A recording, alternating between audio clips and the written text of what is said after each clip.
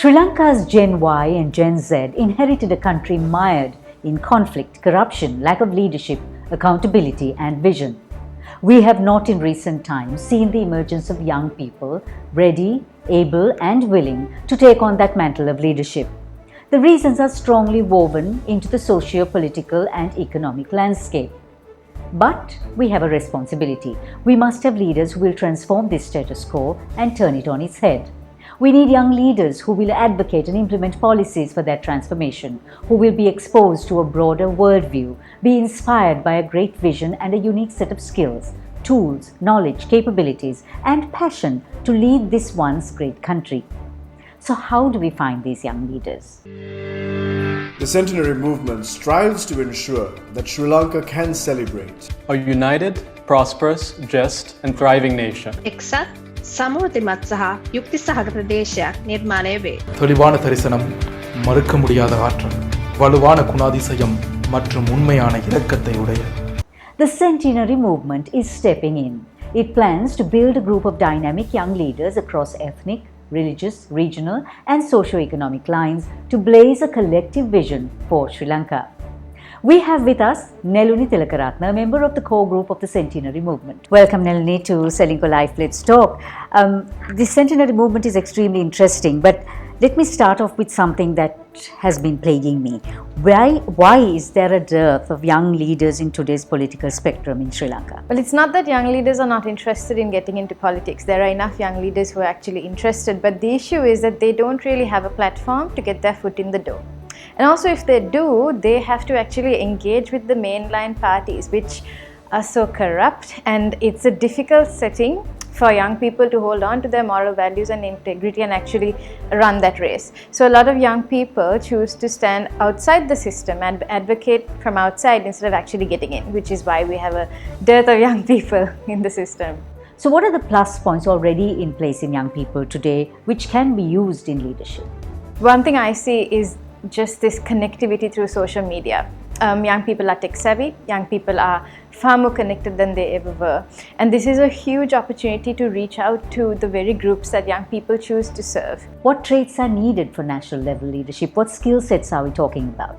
So a lot of people think that to get into national level leadership, you need to first have funding and you need a massive network.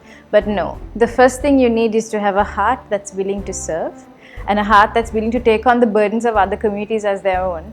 And also the ability to communicate these issues effectively with a group of like-minded people around you. And also, thirdly, it is relentless, just having that relentless courage to keep going, because change takes a lot of time. So once these three factors come in together and you have a community around you who's working with you, the funding and networks will follow suit. The skill sets required, it is communication, networking, and that kind of humility to actually work. What are the plus points already in place in young people today which can be used in leadership? One thing that I've been learning, especially from the corporate sector in Sri Lanka, is that governments will come and go, political cultures will come and go, but we need to know to adapt to whoever comes into play, and the Sri Lankan corporate sector does that very well. So this is a lesson for young people actually, because even though young people are aggressive, we still also need to be able to negotiate, compromise and diplomatically work through all the different characters that make up a political system. People have different biases, people have different backgrounds through which they make decisions, but we need to be able to not be confrontational but be collaborative.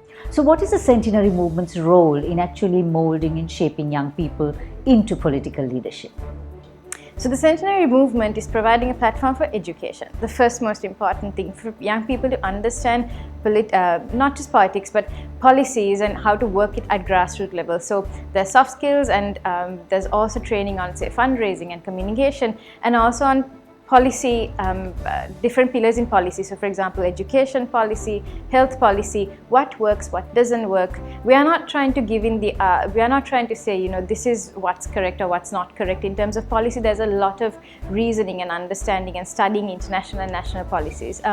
And most importantly, the Centenary Movement has designed its syllabuses to bring out young people with 4 key characteristics, and this is what I'm very happy to share about. One is young people with the clarity of vision, to have a plan for a long-term goals and short-term goals. And 2, young people with the competence to actually carry out these plans and see them through. And also young people with character, morals and integrity. And also my favorite one, this is the final one, which is young people with authentic compassion for the people they serve. Thank you very much, Nalini, for sharing some of the initiatives that the Centenary Movement wants and is doing right at this point. We are really looking forward to having young people who will enter that political arena. The movement's hope is that when Sri Lanka celebrates its 100th independence anniversary in 2048, the country would have experienced the transformational change that we have all been waiting for. Kaleidoscope with Savitri Rodrigo is on YouTube, Instagram, Facebook and LinkedIn. And once you've watched us, press like and subscribe or follow us too. Making all your new goals in life a reality is why our strength is your strength. With 12 billion rupees worth of customer benefits in 2020 and a life insurance fund worth over 100 billion rupees, our strength is your strength. You focus on your goals, we will take care of the risks. Sri Lanka Life.